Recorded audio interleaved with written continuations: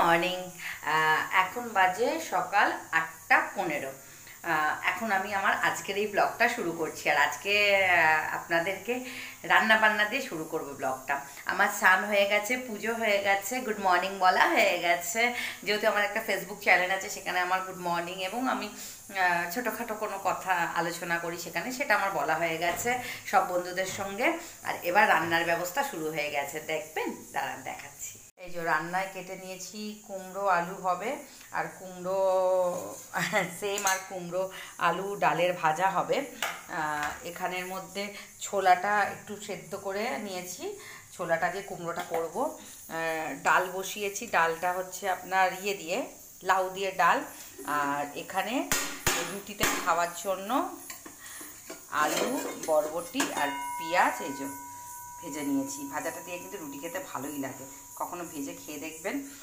আর এইটা হচ্ছে আপনার ভাত বসিয়ে দিয়েছি। আর এই যে হাঁড়ির ওপরে জল, আপনারা অনেকেই জানেন আমি হাঁড়ির ওপরে জল রাখি, তাতে এই গরম জলটাই আমার ভাতেও দিয়ে দিতে পারি, বা ডাল তরকারিতে যেতে কম হয় দিতে পারি। মাছ আনতে গেছে, কি মাছ আনবে দেখি। আনবে তো হয়তো পোনা মাছ, আবার এক এক সময় অন্য নিয়েও চলে আসে, এক এক সময় কালে ভদ্রে সেটা। তো সেই মাছটা রান্না করব, রুটি করব। সকাল থেকে আজ শরীরটা ভালো লাগছিল না, পেটের তলপেটের না নিচটা ভীষণভাবে যন্ত্রণা করছিল। আর পুরো পাগুলো একদম না মানে কেমন একটা হচ্ছিল, ঠিক বলতে পারবো না, মানে শরীরটা ঠিক মানে ঝরঝরে লাগছিল না, এটুকু বলতে পারি। তো হঠাৎ মানে এক্ষুনি দেখলাম একটুখানি ঠিক হলো, পেটের ইয়েটাও কমে গেল ব্যথাটা। তো ভাবলাম না, রান্না বান্নাটা সেরে ফেলি। রান্নার সবজিটা আজকে আগেই কেটে নিয়েছিলাম, যখন কাজ করতে ইচ্ছা করছিল না, উঠে পড়েছিলাম 5:30টার সময়, কাজ করতে ইচ্ছা করছিল না, বসে বসে সবজি কাটতে কাটতে 6টা 15 অবধি কাটালাম সময়টা। সবজিটাও কাটা হয়ে গেল, ততক্ষণ আস্তে আস্তে কাজটা হলো। তো কাটা হয়ে গেছিলো বলে তরকারিটা চট করে বসিয়ে দিতে পারলাম।